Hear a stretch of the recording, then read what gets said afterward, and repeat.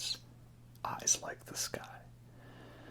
This is quite an interesting album, for them to say the least. But first off, today's drink, I was looking for something Western themed, and I thought, well, maybe if I had myself, a good sarsaparilla, some kind of root beer, or something like that, nice craft soda root beer, or some other sort of thing. Or maybe if I made myself a double tap root beer from, Call of Duty Zombies. But I found this and I was like, well, this is the utterly delicious chocolate hazelnut ale, and it's from Farm Country Brewing, and there's like a cow, and he's got like a cowboy hat, and he's got this little bit on the back. Store, round up the herd and head for home.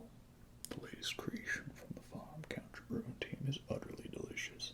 Dark brown in color, this decadent ale has a sweet roasty nose that's balanced perfectly with chocolate and hazelnut notes. A small additional lactose gives this beer residual sweetness and a silky round mouthfeel. If you like chocolate and you like beer, you'll want to drink this utterly delicious brew till the cows come home. So, it's very nutty, very dark, crafted in the country. And there's like a truck and a barn on it, Guaranteed that it's tasty beer. Plus, this also looked cool, so I wanted to try it. That's how it is. But enough about beer. You want to talk about vinyl, as it is. So let's get into that. I have here the vinyl of Eyes Like the Sky, and this is another one, like my copy of 12 Bar Brews and Willoughby's Beach, that had this little note on it. Eyes Like the Sky is the second full-length album by King Gizzard and the Lizard Wizard, released on 22nd February 2013. The original pressing was limited to 500 copies on sky blue wax. It has never been reissued or repressed. This is the official release. Orange colored vinyl. On 12-inch 45 RPM for the first time, with new artwork reimagined by Jason Kalia. Rip bootlegs. So, now I didn't really know what was the difference with the 12 Bar Brews artwork or the Willoughby's Beach artwork, but off the top of my head, I can tell that Eyes Like the Sky here has new artwork. The original artwork had like a depiction of our protagonist, who's named by the alphabet, Eyes Like the Sky. So pretty sure it's meant to be him, He's First Nations, or, in the Western times they said Indian. It's not really the proper term, so I don't use that term. Up on a horse, right, fighting off a bunch of men. Now this new photo has the members of the band. Got a nice photo down here. Story written and narrated by Broderick Smith, who is the father of member Ambrose Kenny Smith, who strangers call him Kenny. So, pretty cool. That's a nice artwork. And then on the back, just a nice big artwork of the track listing. Eyes Like the Sky. So, this was the second King Gizzard album, and it's about as far removed of an odd second album as you can get. Second albums are an interesting thing for a band, if, say, they really hit it big, they might try to just recapture the success of that first one and just do the same thing over again. Or you might get bands that kind of look at the sound that they had and go, okay, that was good, but how can we do that but betterer, more of that in a evolution of the sound. And then you get some bands where they're just like, how of the blue can we get? And Eyes Like the Sky is about as left field of a release as you can get in a certain way. So if you listened to 12 Bar Brews, you'll know that there was the song Sam Cherry's Last Shot. And that was a song that was kind of Western in style, very, Ennio Morricone inspired with the guitar tone, Good, the Bad, and the Ugly, Sergio Leone, the spaghetti Western, classic films, and the twangy guitar. And so they did that for a song.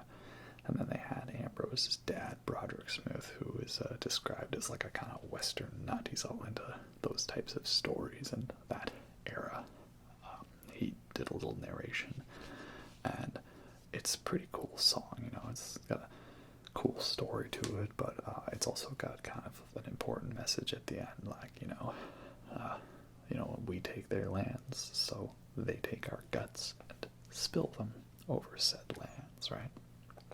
Makes sense. So then they decided, well, what if we just did an entire album like that song? So this whole album is like a spoken word narration. There's no like singing or lyrics to it really. And it's all about the story, right? Again, it's basically like a audiobook sort of play. Broderick Smith, he wrote this story, and then they made music to it, kind of in the Western, spaghetti Western, Sergio Leone, Ennio Morricone style.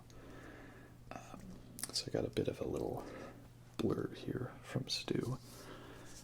There's kind of what the original artwork looked more like, right? And so yeah, Brod Smith, he's a crazy genius Western nut ex-rocker. And so they thought about doing a multi-song read-along, that sort of thing. And it was also a very garage rock recording, because like you can hear Stu's parents' dogs barking in the background, and his dad's like working on some old rusted saw blade, and like 2 microphones, like a digital 8-track machine. We had no mic stands, so one mic was taped onto a shoebox in front of the guitar amp, and one was hanging over the drum kit, boxing ring style, from the roof truss. And yeah, that's how they kind of went from there, right?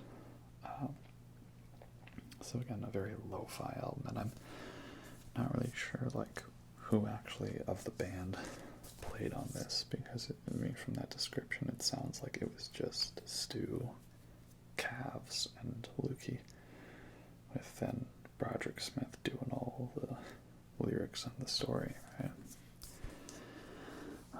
And then yeah, here we go. We have the all the lyrics, or I guess in this case the story, right? Like it's not really divided into songs here, it's divided into chapters, and then each chapter is a couple of songs, right? The story takes place in the hinterlands of the newly formed United States and Territories, in the years before and after the great conflagration called the Civil War. Men roam and fight each other simply to stay breathing. Muskets give way to repeating rifles. Cannons give way to Gatling guns. War nurtures weapons. Weapons clear the land. In the deserts of the Southwest, old hatreds grow into new ones. Old beliefs are shattered by gunfire and charging horses. Into this cauldron of fire rides a young man who becomes a shadowed legend. His name even takes on the mantle of the boogeyman in some homes. Among the first Americans, his name is exalted from the wickups to longhouses, from teepees to cliff dwellings. Among the men of the Badlands, he is feared for his silent walk and swift, economical dispatching of his enemies. The bad white man, call him the devil. The Yavapai call him Eyes Like the Sky.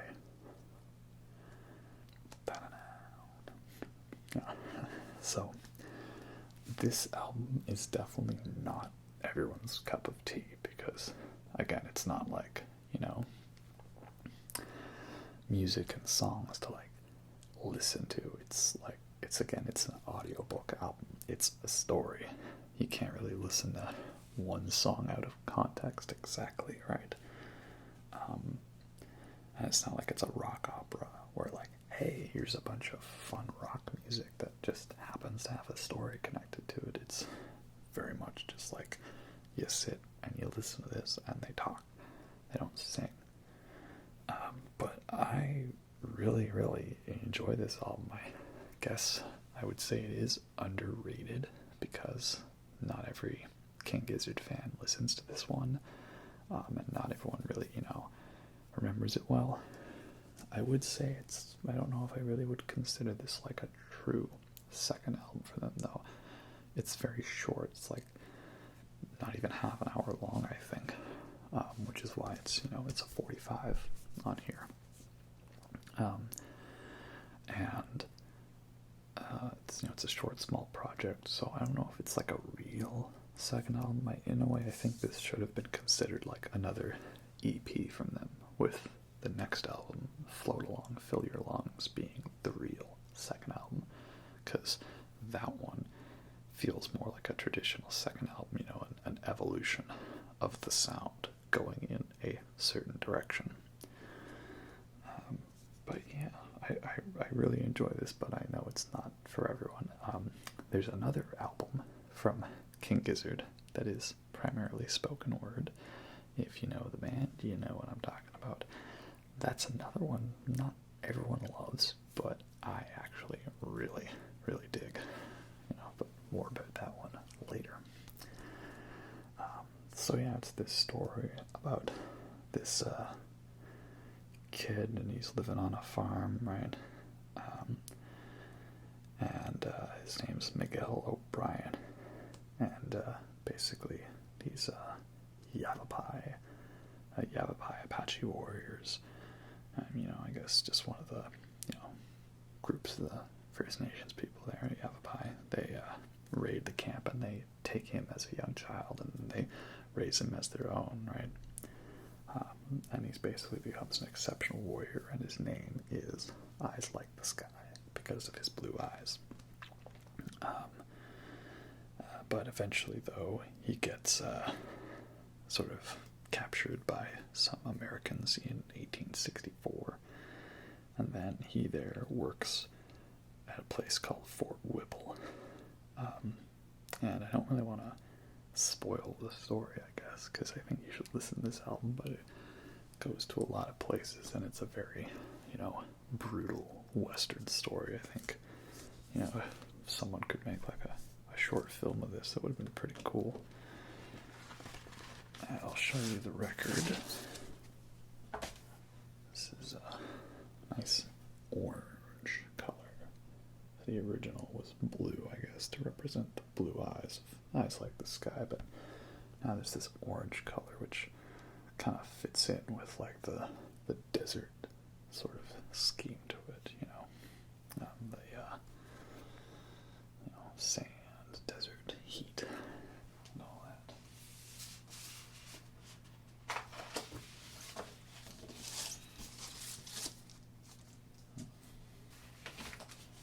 But yeah, that's Eyes Like the Sky. Again, it's a small, short album with a basic concept to it, but I find it quite enjoyable. I think it'd be interesting if they tried to do something like this again, but maybe not a Western exactly. Like, they've already done more spoken word stories, like in Murder of the Universe, right? Little bits like that there. But if they really committed to like the whole audiobook story narration, I think that would be pretty cool. Yeah, I don't have too much to say else about this one. Maybe I should have included it with the others, but it's nice to kind of give it its own, theme, stylized video. And I don't have a cowboy hat. All I've got is my, normal records hat. But I do have good chocolate beer.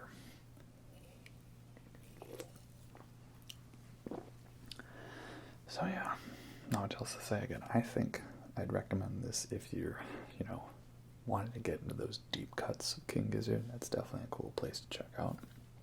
Or if you really liked Murder of the Universe and wanted more of that spoken word style. I'd also, even if you're not a King Gizzard fan, I think if you like westerns and you like that style, like the Ennio Morricone twangy guitar, right? Just think like that guitar in the score, the theme for Once Upon a Time in the West, that Angel Eyes theme, it's their harmonica, right? I'm not talking about Angel Eyes is in Good, the Bad, the Ugly. Harmonica, right? Charles Bronson, right? It's got that harmonica theme, and then there's that great twangy guitar. Right? Maybe I should try to make my own twangy guitar western theme. But yeah, that's all I really got to say about that one. Nice, small little fun project. Nothing to be taken too seriously. Just them deciding, like, hey, what if we took that one song that was a fun experiment from the first album and we made an album out of it, right? And I think it was pretty cool that they just sort of ran with that, they weren't afraid, thinking like, oh, are we going to alienate people or stuff like that. They were just thinking like, let's just do it, because it'll be fun. And you know what? It was. Anyway, that's all I have to say about Eyes Like the Sky. Hopefully my sort of, Southerners type voice didn't bother you too much. I do like to work on my accents from time to time again, but, that's just me having a bit of fun myself. Anyway, y'all have yourselves a good night, and I'll catch you next time.